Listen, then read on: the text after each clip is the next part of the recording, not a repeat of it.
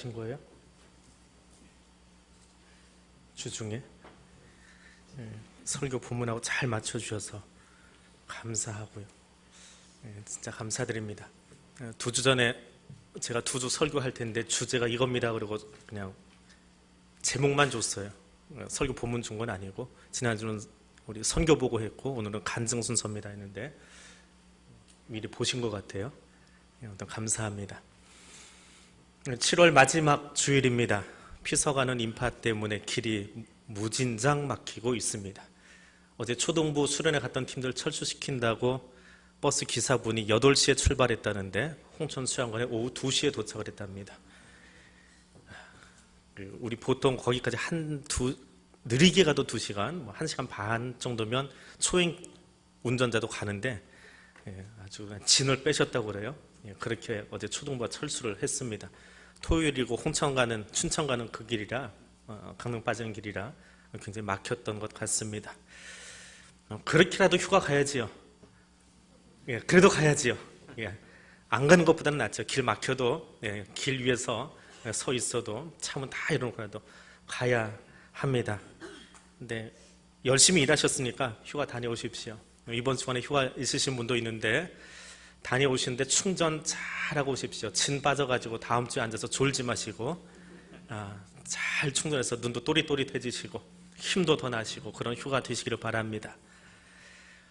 갈멜산 위에서 바알 숭배자들하고 전면 승부를 벌였던 엘리야. 그런데 그 바알 숭배자들을 심판하고 나서 아합과 이세벨이 그를 죽이려고 할 때에 엘리야가 도망을 갈 수밖에 없습니다. 도망을 가게 됩니다. 왜 도망을 가고 있습니까? 하나님을 마음에 두지 않는 이세벨 때문에 그렇습니다. 아합의 아내인 이세벨은 시돈 사람입니다. 그녀의 아버지는 시돈의 사제이고 제사장이고 왕입니다. 그런 이유로 이 이세벨은 어려서부터 이방신, 특별히 시돈의 문화에 푹 절어버린 사람입니다. 야훼 신앙이 아니라 정치와 종교와 일치되어 있는, 제사장이 왕이고 왕이 제사장인 그 땅에서 자라나면서 무소불위의 권력을 휘두르는 아버지를 보고 자랐습니다. 그리고 이스라엘에 와서 아합을 그렇게 조종하는 겁니다. 왕이고 제사장이기 때문에 까지 사람 생명 하나쯤 빼앗는 거야 뭐 대수겠습니까? 그러니까 아합을 시켜서 나봇의 포도원 하나 뺏는 것쯤이야 별거 아닌 것처럼 생각하는 것. 이세벨이 악하다기보다는 어려서부터 그 문화에 절어 있다 보니까 그렇게 살 수밖에 없었습니다. 그런데 그 이세벨에게 강력한 적이 하나 나타납니다. 남편인 왕인 아합도 움직일 수 있고 자기가 하고 싶은 대로 다 하는데 딱 한 사람, 귀찮은 존재가 있습니다. 그게 엘리야입니다. 더군다나 갈멜산 정상에서 내가 이스라엘의 정신세계를 다 휘어잡겠다라고 세워놓았던 바알의 선지자들을 희한한 게임을 해가지고 다 죽여버리고 나니까 이세벨이 더 정신이 나갈 수밖에 없었을 겁니다. 이세벨은 갈멜산 꼭대기에서 있었던 그 전쟁의 의미, 그 패배의 의미를 마음에 두지 않았습니다. 무엇으로 핑계할 수 없는, 내가 하나님이다라고 하는 것이 분명히 나타났음에도 불구하고 그 앞에서 두려움을 느끼지 않는 이세벨은 도리어 엘리야를 죽이려고 공개적으로 표출을 합니다. 하나님을 마음에 두지 않는다. 어떤 사람이 마음에 두지 않습니까? 여기 앉아있는 사람들에게는 절대로 이해할 수 없는 이야기입니다. 그러나 교회 밖에 있는 사람들은 당연합니다. 하나님이 하신 일, 교회가 하는 일, 하나님의 역사가 무엇인지 여러 모양으로 보여짐에도 불구하고 그들은 하나님을 기억하려고 하지 않습니다. 이세벨은 여기 열왕기에만 있는 사람이 아닙니다. 오늘 우리가 사는 세상 가운데도 있습니다. 하나님이 하신 일을 기억하려고 하지 않습니다. 엘리야가 한 것이 아니라 엘리야를 통해서 일하시는 하나님을 보지 않기 때문에, 보려고 들지 않기 때문에, 마음에 들지 않기 때문에 결국에는 살인자로 추락할 수밖에 없습니다. 하나님의 살아계심을 인정하지도 않고 마음에 두지도 않고 하나님의 역사를 마음에 담지 않기 때문에 결국에는 이세벨처럼 되고 마는 것입니다. 이세벨이 엘리야 한 사람의 생명쯤이야 쉽게 거둘 수 있지 않겠느냐. 왜요? 이미 해봤거든요. 죄는요, 저지르기 시작하면 재미있답니다. 한 번 해본 거 두 번째는 어렵지 않답니다. 이미 하나님의 사람들 무자비하게 살해했던 전력이 있습니다. 그런데 엘리야 하나쯤이야 못 죽이겠습니까? 하나님의 사람이라고 자처하는 사람들, 소위 신학생들을 그렇게 다 죽였어도 하나님이 이세벨을 향해서 칼을 들지 않으셨거든요. 그를 심판하지 않으셨거든요. 그러니 더 기고만장했겠지요. 그리고 엘리야가 눈앞에 보이는데 까짓것 저 많은 사람 죽여도 그 신이 있는지 없는지 모르겠는데 엘리야 하나 더 죽인다고 나한테 무슨 일이 있겠습니까? 그게 이세벨의 마음입니다. 기억해야 될 것이 있습니다. 하나님을 알지 못하고 알지 않으려고 하고 거절하는 사람들에게 알려줘야 될 이야기가 있습니다. 하나님이 힘이 없으신 것이 아니라 죄인이 돌아오기를 긍휼히 여기면서 기다리고 계시기 때문이라는 점 말입니다. 그 하나님의 긍휼하심을 전할 수 있기를 원합니다. 또 하나 문제가 있습니다. 이세벨 바라보고 있는 엘리야입니다. 엘리야가 도망갑니다. 이세벨이 하나님의 선지자들을 무자비하게 살해하는 동안 이스라엘 땅에는 하나님 말씀을 들을 기회가 점점 사라졌습니다. 이세벨은 그것을 노렸습니다. 그래서 선지자 생도들을 죽인 거예요. 말씀 들을 기회를 없애버리는 거예요. 듣는 데서 믿음이 시작하는데 듣지 못하게 만든 겁니다. 근데 엘리야마저도 그런 이세벨의 계략에 넘어가 버립니다. 이세벨의 위협 앞에 생명을 구하려고 멀찌감치 도망가고 있습니다. 갈멜산 위에서 자신을 도왔던 자신을 사용하신 하나님을 보지 못하고 오히려 이세벨만 바라봄으로 도망자 신분이 됩니다. 바로 얼마 전만 해도 혈혈단신으로 그 산 위에 올라가서 말도 안 되는 그 영적인 전쟁을 치러내었던 사람인데 이세벨의 협박 앞에 무너지고 있습니다. 갈멜산 위에 올라갈 때만 해도 살아계신 하나님을 보았던 엘리야인데 이제는 자포자기하면서 자기 생명 하나 구걸하는 사람으로 전락해 버립니다. 하나님을 바라보지 않는 사람들이 겪는 모순을 엘리야도 나도 우리도 경험할 수 있음을 기억해야 됩니다. 신앙이 좋은 것 같지만 이 오후에도 열심을 내서 나온 것 같지만 하나님 보지 않고 사람 보기 시작하면 엘리야가 무너진 것처럼 우리도 무너질 수 있습니다. 내가 이만큼 수고해도 사람들이 알아주지 않는구나. 내가 이렇게 일해도 이세벨이 이렇게 나를 위협해도 세상이 나를 집어삼키려고 뛰어와도 아무도 나를 보호해주지 않는구나. 옆에 친구라고 여겼는데 저 친구마저 내게 등 돌리고 있구나. 내가 이렇게 해도 좋아할 사람이 없구나. 이세벨의 왕권이 강하구나. 그렇게 사람 보고 사람에게 실족하고 넘어지기 시작하면 하나님은 눈에 들어오지도 않습니다. 하나님을 바라보아야 될 선지자 엘리야가 이세벨을 바라봅니다. 나약한 한 사람, 자기를 바라봅니다. 내가 이렇게 약하구나. 왕 앞에서는 나도 어쩔 수 없는 사람이구나. 당연히 엘리야는 깊은 좌절감에 빠지고 실패할 수밖에 없습니다. 하나님의 목소리가 아니라 이세벨의 소리가 귀에 들리니까 불평할 수밖에 없습니다.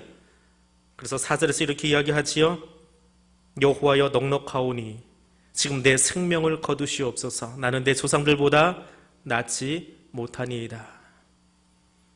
하나님의 마음이 아니라 내 마음에 취해서 니느웨로 도망갔던 요나처럼 천지를 지으신 하나님보다 바로의 권력이 너무 강해 보여서 왜 나를 거기로 보내냐고 투정했던 모세처럼 엘리야도 하나님 보지 않으니까 갈멜산 위의 모습은 온데간데 없어지고 실패자로 떨어질 수밖에 없습니다. 여러분 지금 어디로 가고 있습니까? 여러분 지금 누구를 보고 계십니까? 하나님 목소리 듣고 계십니까? 이 여름에 그 하나님의 음성 들으려고 귀를 더 높이 세우고 계십니까? 세상의 바쁜 뉴스거리가 아니라 세미하게 내게 말씀하고 계시는 하나님 바라볼 수 있기를 원합니다. 하나님이 아닌 세상을 바라보는 한 우리도 엘리야와 똑같이 원망하고 불평할 수밖에 없습니다.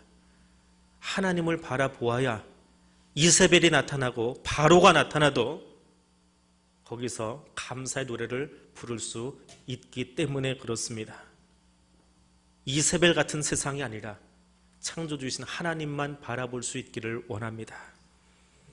이 시간 우리 모두가 하나님 만나는 시간 될 수 있기를 원합니다. 하나님께서 엘리야를 위로해 주십니다. 한없이 작아진 엘리야를 위로해 주십니다.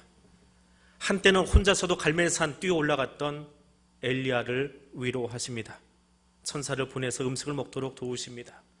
그 천사가 호렙까지 엘리야가 걸어갈 수 있도록 도와주고 계십니다. 40일 동안 천사를 보내서 그를 돌보고 계십니다. 그런데 엘리야는 모릅니다. 엘리야의 삶 구석구석을 만지시면서 자고 깨는 것, 걷는 것, 40죄를 살펴주고 계심에도 눈이 다치고 귀가 다치고 마음이 다쳐버리니까 천사와 동행하면서도 하나님을 모르더라라고 하는 겁니다. 최초로 천사를 통해서 엘리야에게 음식이 제공될 때 우리 같으면 이게 웬일이냐고 눈이 뜨일 것 같지요? 아니요, 그렇지 않습니다. 천사가 와서 우리 마음에 노크를 해도요, 마음이 다쳐버리고 나면 알지 못합니다. 하나님 오셔서 말씀하셔도요, 마음이 닫혀있으면 듣지 못합니다. 천사를 보내주고 까마귀를 보내고 쉬지 않고 그를 돌보고 보호하시면서 40일 동안 호렙으로 끌고 갔어도 내 마음에 원하는 대로 하나님을 원해요. 큰 소리 가운데 하나님을 찾아요. 불 가운데 하나님을 찾아요. 하나님은 그렇게 나타나시지 않았는데, 엘리야가 갈멜산에서 이긴 것이 아니라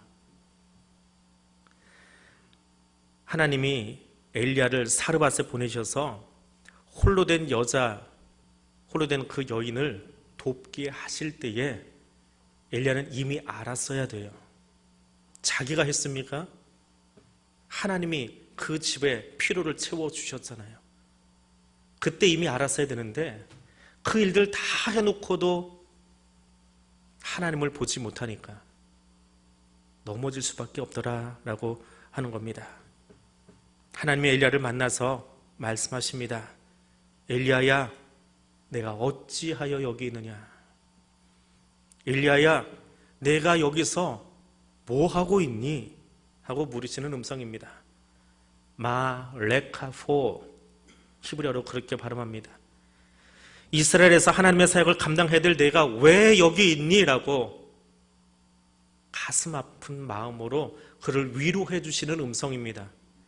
우리 개역개정판 성경은 무슨 책망하는 목소리처럼 들리는데요, 이 성경만 빼놓고 다른 한글 성경은 다 그렇게 번역을 안 해요.